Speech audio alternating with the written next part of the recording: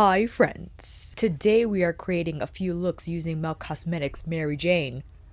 But first, if it's your first time here, hi, I'm Alicia. Thank you so much for clicking on my video. And if you are returning, well, thank you for visiting me again. KINKYSWEAT stands for my kinky hair and sweat life. I'm a fitness professional who loves things, all movement and beauty. If you want to check out what I do in between the makeups, you can head over to my Instagram. I've already done a live video comparing the Natasha Denona Glam Palette with the McGrath Cosmetics Mary Jane. I think the general consensus surrounding Mary Jane, and the reason why I wanted to create this video, was because there were people who felt despite the difficulty that one might encounter in Mary Jane in regard to the textures, the color story is absolutely beautiful. And I think that is the main point when it comes to McGrath Cosmetics, why people become frustrated, is because McGrath Cosmetics releases with their palettes some of the most beautiful color stories. The undertones are insanely unique, but the performance is just inconsistent. The Dia de los Muertos palettes, I think one of the best ones. The Day of the Dead one, the darker one with the reds and the navies, I think the better out of the two that released with that collection. Millennial Pinks was just a disaster. I mean, I did a video on that, kind of showcasing ways you can salvage it, but I think perhaps one of the least favorite ones. 27 was Dana's palette that came after Gemini. Gemini was like Laura's baby, and I think the one that people liked the best out of the two took forever to restock, but even Gemini received mixed reviews. I do not have She's in Parties, but I think that is perhaps, besides Dia de los Muertos, the only one that people really like. Rust people really like too. I went over Rust in the live. And 420, although I really like it, mixed reviews on that as well. People were saying it was patchy and they didn't quite understand the hype surrounding 420. 420 I think is exceptional again with its color story and the fact that it's the majority are mattes. There's only like one gold topper shade in that palette. I also did a demo using 420 in the live stream and I love the looks that I created. I do know, however, when it comes to melt mattes, they are more suited for packing on technique or using the packing on technique versus the swirl and twirl. I think you're going to run into problems if you try to swirl and twirl a matte from McGrath Cosmetics.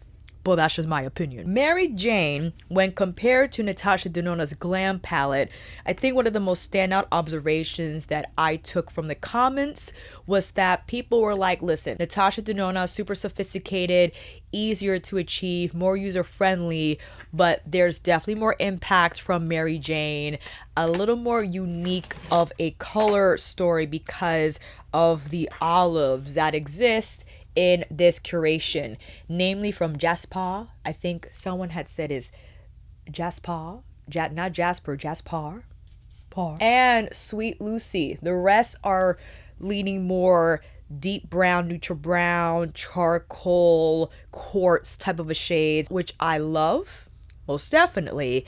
The metallics in here, a little chunkity chunk, especially Sweet Lucy. I mean, you really something fell and I don't know what it is. I'll figure it out later. You really have to work that metallic in. Once though it melts, all puns intended, onto the skin, what's left behind is a really nice sheen, but it heavily relies on these glitter particles that, dare I say, remind me of the textures that exist in Pat McGrath's Mothership 5 Bronze Seduction. Those two funny, glittery, metallic shades, those are the vibes I am receiving with some of these metallics that exist in Mary Jane. Beau, I think, is one of the better performing ones. This is like the quartz shade. It doesn't have as much texture as Sweet Lucy. Bamba, I think, a lot more texture too. You know, I find that the best way to apply these shadows is to almost warm them up, but The risk you take is if you choose to do this on your lid, one, that might not be the greatest application technique, especially if you have very delicate eye skin. Number two, you might have fallout. So I would highly suggest, if you insist on buying this palette and using it, that you do your eyes first and face makeup afterwards, or else you will run into getting a lot of these chunky residue on your skin. This is Santa Maria, which is more silvery, definitely doesn't have as much texture as Sweet Lucy. So again, you see when they're blended, they look quite beautiful, without a doubt. I think in this video, we will try to navigate how to best apply these textures and how to get the most out of Mary Jane. If you decided to buy it and you got scared from all the other reviews that you've seen, how this is trash and all that stuff, I even said in my live stream, it's not worth getting if you don't feel comfortable with this formula. If you already have Natasha Denona Glam, then you can better use Glam in terms of ease of use and just feel more comfortable using that palette. Whereas I do feel if you are on the deeper part of the skin tone spectrum, you will definitely get more impact from Mary Jane, because there's just more intensity here, not only presented in some of the matte shades but in the metallic ones also. With that said, I got the face makeup on. All details will be down below. I have the eye primer on, and since we're all set up, why don't we come in a little closer? That's enough. I started applying the metallics first in my live stream. I think it is actually better if we applied the mattes first. And the best way I feel to tackle a melt matte is to tap it on. Okay? If we were to start with Gaspar is this beautiful olive, neutral top of a brown sitch. Let's start off with this eye. And I'm just tapping that on the outer portion of my lid. You could take a look at the color there. Let me bring this onto the inner lid also. This is my Rephr number 15. Probably a little too big for this task. Let me switch over to actually my Rephr number 1 brush, which is a flat, fluffy one. Going back in with Gaspar, tapping onto the sections of the lid that already have shadow but just better forming the shape here, and then I'll gently connect those two matte blobs, if you will. So now we got our matte setup, and this is where I feel appropriate to go in with a much fluffier brush. This is a Rephr 27. It's a flat or flatter topped crease brush. I think really nice for blurring. And on the product description on the Mel Cosmetic page, they did designate Mari as like the blend out shade. And with that said, I'll take a little bit of Mari with 27 and fluff the edges of Gaspar. So perhaps we could get a little more blur from that, and we could better manipulate the color without overloading the crease with Gaspar. Unless you intentionally want to. If you really want like a super smoky type of a then definitely go in with more of the Gaspar shade. But I think when I swatched Mari, I got a really light swatch because perhaps they formulated this particular shadow to be lighter in texture on purpose than the others that exist in the palette for this purpose. So you can have a better time blending and not feel like you're overwhelming the lid. And then if you feel you want a little more Gaspar, like I feel I need a little more here on the inner part of the eye, I'm going back and forth and just building this shade. Now, I know Tina from the Fancy Face was saying on her Instagram stories that she is doing a video on Mary Jane, and I would love to know her opinion on it because she likes 420. And Tina is fantastic with the eye look, so to get her perspective on it will be fabulous. Going in with a little bit of Gaspar with 27 just to complete this crease blend. So here we got Gaspar and Mari. Not bad. I don't think it was much of a disaster as maybe one would anticipate. Now I went in with Sweet Lucy because I think Sweet Lucy and Gaspar together are just beautiful. However, I didn't do this in the live, but I think this will be an appropriate time to perhaps wet Sweet Lucy with some Fix Plus before we go in on the lid, because it is chunkity chunk when you pick it up with the brush. Maybe the moisture will help this adhere better. Oh, that is much better. Indeed. That definitely allows for better stick, better adherence. It eliminates the risk of the shadow falling onto your under eye area. And the shine is amazing, most definitely. Now, what you might run into, however, you have to find the happy medium of how much you apply. Because even if I wet the shade, and it's a much better application than it would have been if applied dry, if you apply too much, it can accentuate lid texture, which I think was another concern about the metallics in this palette, especially with Sweet Lucy. I love the color. I love the effect. It definitely has like that heavy metal type of a look, but once it dries down, you can see that it does grab on to the bits on the lid, if you will. Like if I stretch out my lid like that, it's fine, but once I close it, it's like, oh boy. Cool though, we're gonna still continue. So with that said, Gaspar with my Rephr number 13, this mini blender that I quite love for lower lash line blending and blurring. Then with Mari, back in with my number 1 brush to just blur the edges. Okay.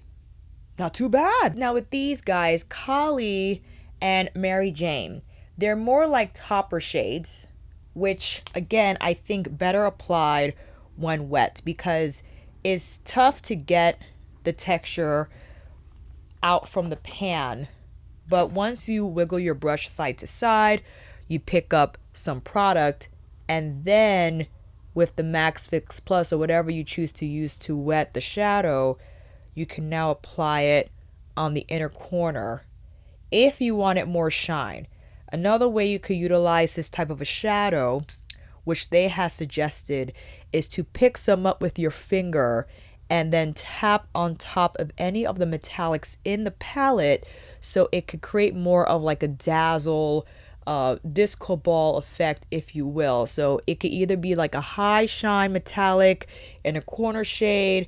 I mean, amazing when you wet it. But if you want to just pick some up with your finger and tap over one metallic here, this time again, Sweet Lucy, it's going to give off a lot more shine and sparkle. All right, one eye. Let's go now down the hatch here. We could go in with Bamba and Sinsemilla with Santa Maria. I'm just basically doing, you know, the trios here that are presented in the palette. Sinsemilla looks really intense, but what I want to do, however, is go in with Bamba with my finger. The Bamba shade has much better adherence than Sweet Lucy, so I feel if you go in with the finger, you can get nice placement on the lid first. But what I want to do is actually blend the edges.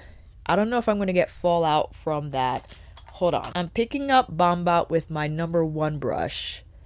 And because it's slightly more creamy than Sweet Lucy, I think I can get away with blurring the edges with this texture better than with Sweet Lucy. Because it really has like a beautiful gunmetal effect.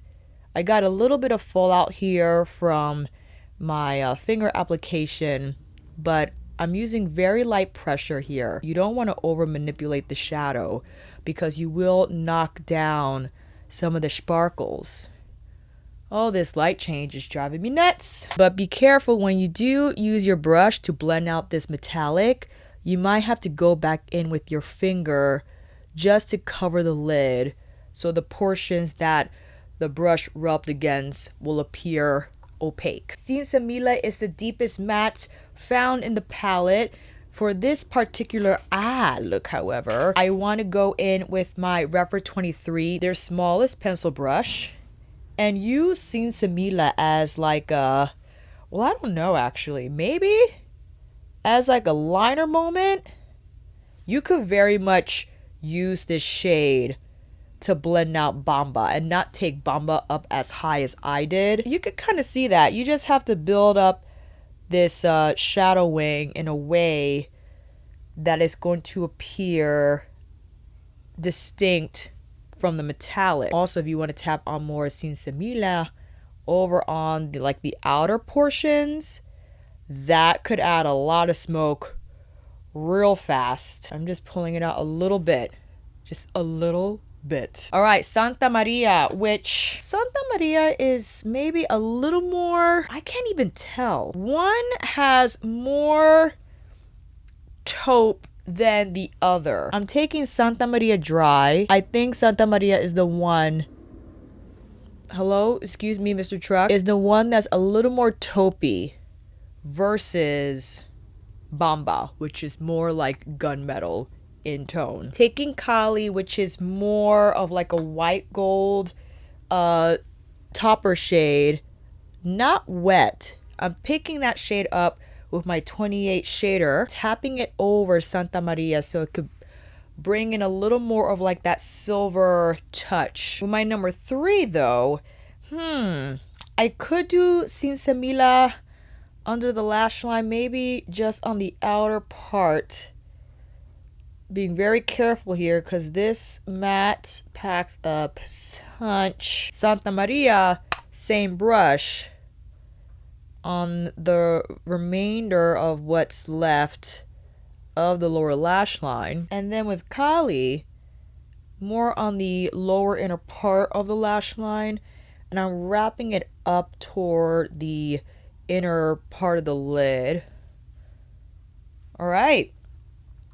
Okay. Put on some lashes and I'll be right back. Here's a close-up of both eye looks using Mary Jane. We got the Sweet Lucy eye and we have the Bamba and Santa Maria eye. And a wider shot of both looks. On the lips, I have the Natasha Denona I Need a Nude liner in Noah, topped with Gucci's satin lipstick in Penny Beige. These are really impactful, as you see, very smoky, but this is the reason why a lot of people prefer Mary Jane over Natasha Denona's glam palette, because of the smokiness, of that grungy feel. We can all agree that Mel Cosmetic palettes definitely deliver moods. They deliver a vibe. They're really good at that. It's just the performance sometimes you gotta work with. If you're not willing to adjust your technique, or you're not willing to kind of open the spectrum of different application possibilities, you might hate it. Just saying. Let's take this off, do 2 more looks using the remainder of the shadows and maybe doing a different combination. And see you back here in a minute. All right, reset the eyes and the under eyes. Let's go in with Rubia, which is more of like the neutral dark brown, or more neutral brown. I'm saying dark brown since Emilia. Using my Rephr number 1 again, I'm carefully tapping that shade on the outer corner. And I think this will be our predominant matte shade. The first round we did Gaspar on the inner and outer lid to create that nice bracket. I think, however, I will dedicate this matte to be the outstanding one, and then bring it through the crease. So after I had tapped it on the outer lid, the light change, fam, is driving me nuts. Going back in with 27 and pulling it through. I think tapping the matte first on the outer lid is perhaps one of the best ways to better control a melt matte. Once you tap it on, you create that intensity, the evenness, because sometimes when you swirl and twirl from the get, that's when you run into the patchiness. But if you tap it on first, I think it's a nice lay down. And then with Mari, the blend out shade of the palette, going over the edges of Rubia just to now better diffuse the shade and create a nicer gradient. Take this out, little wingy wing wing, kind of. That's fine. Bow with my finger. I think one of the better performing metallics in here. Definitely creamy, finger application friendly. You're not going to get the same fallout I think you will from Sweet Lucy if you tap it on dry with the finger. Really nice color. I'm going in with Kali and tapping that more on the inner part of the eye, but tapping the majority of that shade on the inner corners so it could become the standout inner highlight shade.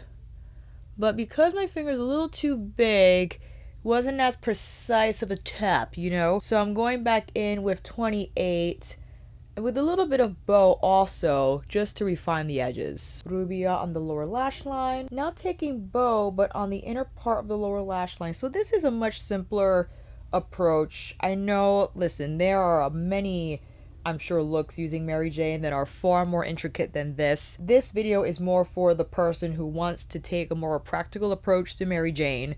If they're not looking to be super powwow about it, like, I get it, but they do love the color story, they love the depth that this palette presents, and just need a little bit of guidance in terms of how to apply these shades. Okay, taking Mari on the edges here, because something about Melt, especially with Dana and Laura, the owners, they like to take their shadow down. All right, last eye. What can we do? I thought, why don't we just do Mari on this side, the blend out shade, all by itself, see what we can get from that. Because if you're like, I need to just take the most simplest route, Alicia, I can't with all this smoke, then definitely just take Mari and you could blend it out. If you're my skin tone or lighter, you could use it as a crease shade. If you're me or deeper, then Rubia will probably be your crease shade, or even Gaspar. That's like a really nice type of a no makeup look moment on the lid. But I'm taking Kali with my finger. I mean, I don't think this is ideally meant to be used as a lid shade on its own. Is more for topping. You see it has a very light scattered effect, but you could take this route. I mean, this is not so far-fetched that if you don't want to commit to the heavy duty or metallics in here, you could just use either Mary Jane or Kali to lightly tap on the lid. You get a really nice sparkle. But I do want to take Gaspar with my 23. Maybe we can create a more distinct smoky lash line. That's really nice, but I think I want a little bit more. So I'm going with Sinsemilla, but just on the outer part of the wing and overlapping the color with Gaspar, because I think that's a nice gradient to rely on. You get the depth from Sinsemilla, but then you get more of like the olive on the majority of the lash line. I think I'm just gonna leave my lower lash line bare. Actually, I'm gonna leave it bare and just concentrate on this. All right, let's pop on some lashes and I'll be right back. Here's a close-up of the second round of Mary Jane looks. A wide shot of both looks from round 2, same lip combo from the first demo. And yeah, I hope this video helped, fam, in you just trying to figure out how to best use Mary Jane. I want to make it clear, and my apologies that I did not say this at the beginning of the video. This is not to make you buy it or to make you have FOMO. If you've already made up your mind and you're fine with the makeup that you already have, then perhaps this provided some inspiration in how to use similar shades that are already existing in your eyeshadow collection. Or if you have Mary Jane and you do not want to return it and you just need some guidance, maybe some inspiration, well, hopefully this video will help with that also. Let me know what you think down below. If you bought Mary Jane, if you skipped over it, if you like Natasha Denona Glam more or less. I'll see you in the comments, fam, and until then, that is a wrap. Thank you all so much for watching. I hope this video helped, and if you like this video, please give it a thumbs up and maybe consider subscribing to my channel. And until then, I will see you in here again with another review tutorial, Cosmetics Palette Extravaganza, monthly favorites, or brunch time Saturday chit chats. Take care, and I will see you again soon.